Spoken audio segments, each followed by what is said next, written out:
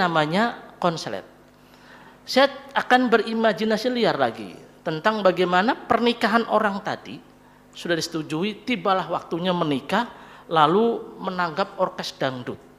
Nah, si penyanyinya itu kalau tidak salah zaman penyanyi tahun 90-an. Kau masih gadis atau sudah janda? Baik katakan saja, jangan malu. Mengapa? Salah. Memangnya mengapa aku harus malu? Abang tentu dapat membedakannya. Ternyata setelah menyanyi begitu, pengantin pria digeruduk temannya. Kenapa? Menyindir mempelai wanita yang sudah janda.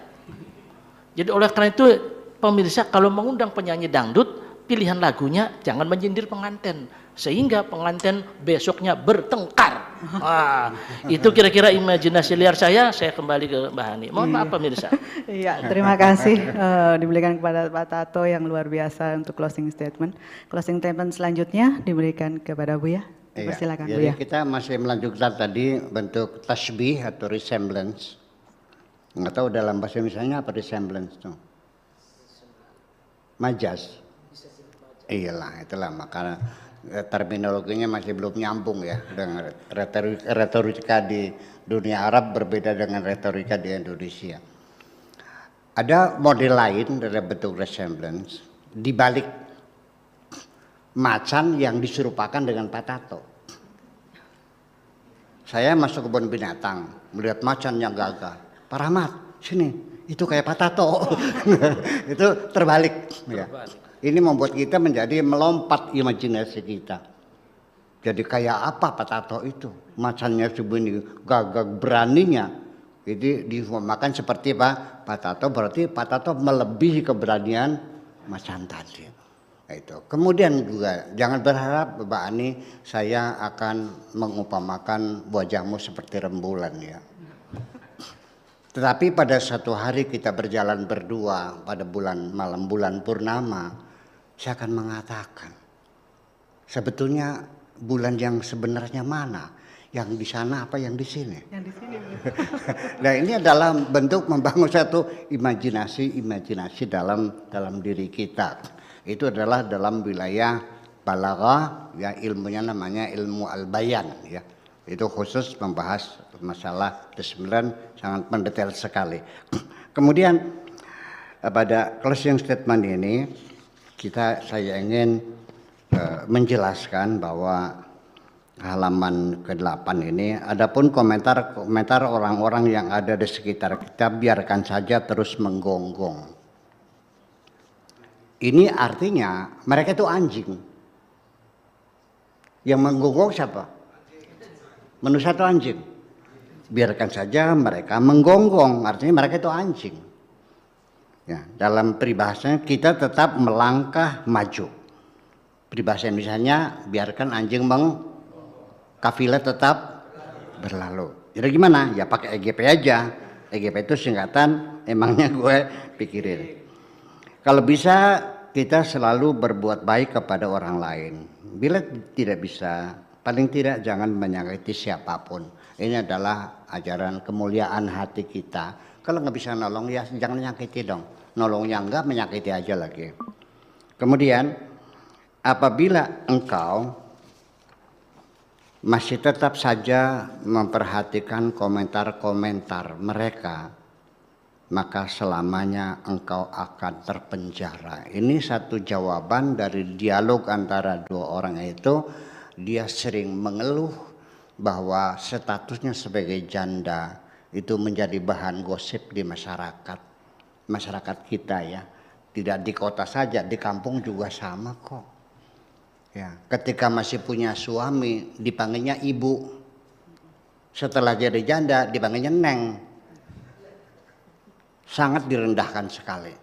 Ini nasib seorang janda perlu kita bela di dunia, di masyarakat itu. Untuk memperbaiki citra bahwa jangan selalu dalam pikiranmu janda itu nggak benar. Ya, banyak janda-janda yang teraniaya kok. Yang salah suaminya, yang selingkuh suaminya. Iya, kalau suaminya selingkuh disebutnya sunnah Rasul. Tapi kalau istri selingkuh dimutilasi 13. Betul nggak gitu? Seorang suami yang selingkuh ketahuan, dia senyum-senyum aja tidak merasa berdosa. Karena kenapa? Karena dalam pikirannya diperbolehkan. Perselingkuhan diperbolehkan. Tidak merasa berdosa kok. Malah nantang cerai ayo. Bayangkan seperti itu. Dan seorang janda itu selalu menjadi sorotan negatif. Teman bisnis, murni bisnis datang ke rumahnya. Tetangganya pada ngintip kok. Kok laki-lakinya sekarang tiap hari berganti aja. Bayangkan nasib seorang janda seperti itu. Dalam posisi di masyarakat selalu dicurigai, digosipin dan sebagainya. Inilah keluhan-keluhannya, apabila engkau memperhatikan mereka selamanya engkau akan terpenjara. Artinya hidupnya tidak nyaman. Kemudian nanti lain waktu kita bicara tentang status janda ya di masyarakat, kita bicara dari psikologi sosialnya seperti apa. Nah ini perlu kita bela perempuan. Kemudian lagi ini batas waktu kemarin, hari ini dan besok sebenarnya ada di dalam dirimu sendiri. Artinya bahwa manusia itu punya waktu sendiri.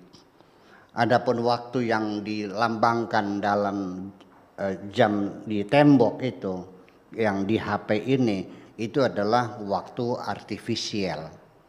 Yang sesungguhnya adalah relatif. Ya, kenapa relatif? Karena waktu itu sendiri sebetulnya tidak ada. Adanya waktu itu karena ada benda yang bergerak.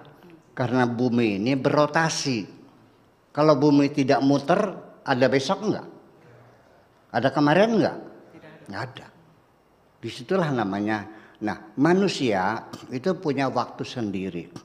Dan berjalannya pada satu diri manusia bisa berubah-ubah detaknya. Kalau kita sedang senang, detak waktu dalam diri kita sangat cepat sekali. Tak. Tahu 7 bulan aja. Sepertinya kita nikah baru kemarin ya. Tahu 7 bulan aja. Tapi kalau kita dalam penjara, dia lambat.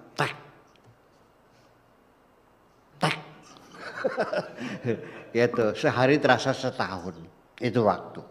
Jadi di sini saya ingin mengembangkan satu teori bahwa hari ini, kemarin dan besok itu ada di dalam dirimu sendiri. Ketika engkau merasa cemas, berarti engkau berada di hari esok.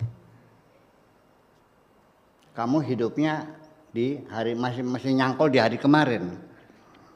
Ketika engkau kecewa, berarti engkau berada di hari kemarin. Ketika engkau bahagia dalam pelukanku, berarti engkau berada di hari ini.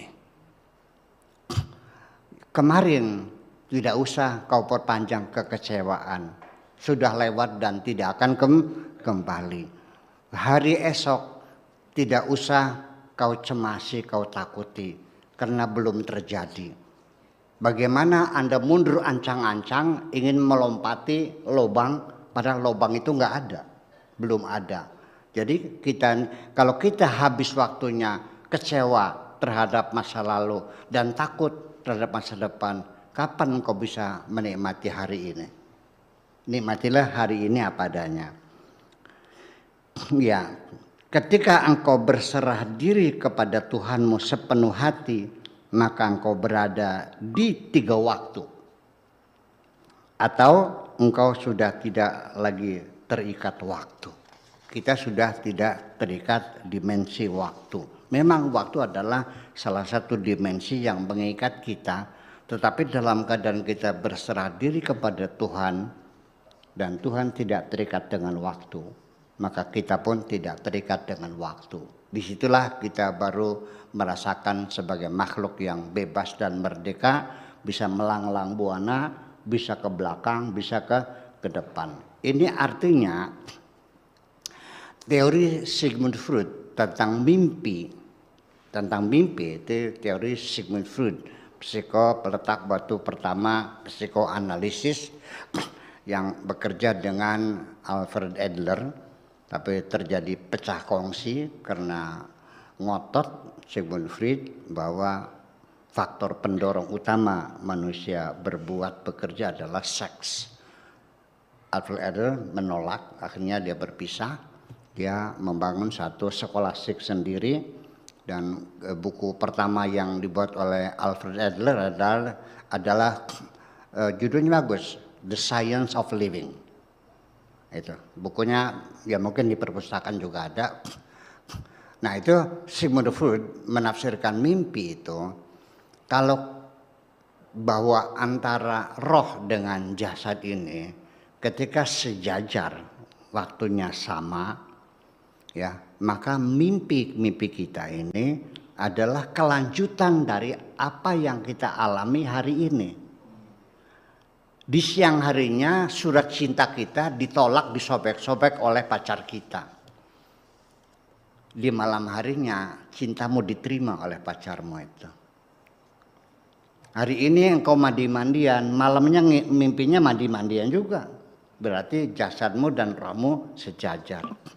Tetapi ketika mimpimu adalah waktu masa kecil, dulu mencuri pohon mangga, ya kan gitu, dipukulin ibu waktu kecil, ngebolos dari sekolah, berarti rohmu mundur ke belakang. Tetapi ketika engkau melihat sesuatu yang belum terjadi, ini banyak sekali orang mengalami melihat sesuatu yang belum terjadi. Ya seperti saya juga pernah mengalaminya sebelum saya masuk ke Masjid Al-Azhar di Kairo. Itu saya pernah mimpi masuk dalam Masjid Al-Azhar. Saya mencari tiang yang pernah saya panjat tuh mana ketemu. Ya, yang mengantar saya kayak Masyuri Syahid orang Cirebon. Pakai nanti sebentar saya mau nyari tiang yang saya panjat dalam mimpi, ketemu waktu itu persis seperti itu. Bagaimana penafsiran Sigmund Freud itu berarti rohani kita melangkah lebih maju daripada jasad kita sehingga kita bisa melihat apa yang akan terjadi kita alami. Mungkin Anda juga sering melihat masuk suatu tempat, ini kayak gue pernah lihat di sini nih. Betul enggak?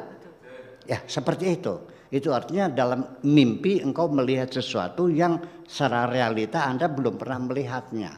Itulah penafsiran Sigmund Freud semacam itu.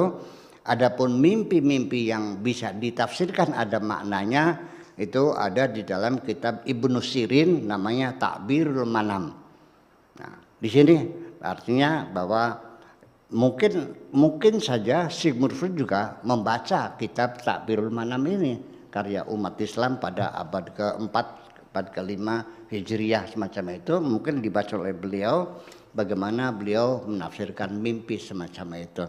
Jadi artinya pada akhirnya saya ingin mengatakan bahwa sesungguhnya manusia diberi waktu yang sama oleh Tuhan. Jadi pada akhirnya nasihat saya untuk sahabat-sahabat semuanya, bahwa ketika Anda minta kepada Allah, minta panjang umur. Minta panjang umur enggak? Pak Toto panjang umur enggak? Mbak Ani minta panjang umur enggak? Saya kabul nih, 200 tahun umurmu, siap? Enggak ya. Sing panjangin. Tetapi umur 90 tahun kena stroke, ya, setiap hari dicebokin anak cucu sampai umur 200 tahun, mau enggak? Enggak Bu ya. Ya. Jadi itu sesungguhnya kita meminta sesuatu yang tidak realistis. Makanya kita harus menginterpretasikan bahwa panjang umur itu bukan bilangan tahunnya, tetapi produksi dan produktivitas yang Anda capai dalam hidup ini. Terima kasih. Selalu menarik dan menyejukkan hati apabila Buya ini sudah memberikan nasihat kepada kita. Iya. Demikian sahabat Omnia TV, menarik sekali kajian Fi Dhilalil Quran di kesempatan malam hari ini. Terima kasih saya sampaikan kepada yang sudah bergabung pada malam hari ini, yaitu Mbak Marlia Susana sebagai pembaca gelombang cinta, Mbak Eka Ardini sebagai apresiator, dan juga Pak Tato. Dan tentunya kepada Buya yang selalu kita nantikan petuah-petuah dari beliau. Terima kasih saya sampaikan di lain kesempatan. Saya Ani. Dan saya Tato. Salam damai, bahagia Indonesiaku. Wassalamualaikum warahmatullahi wabarakatuh. Terima kasih banyak. Ya.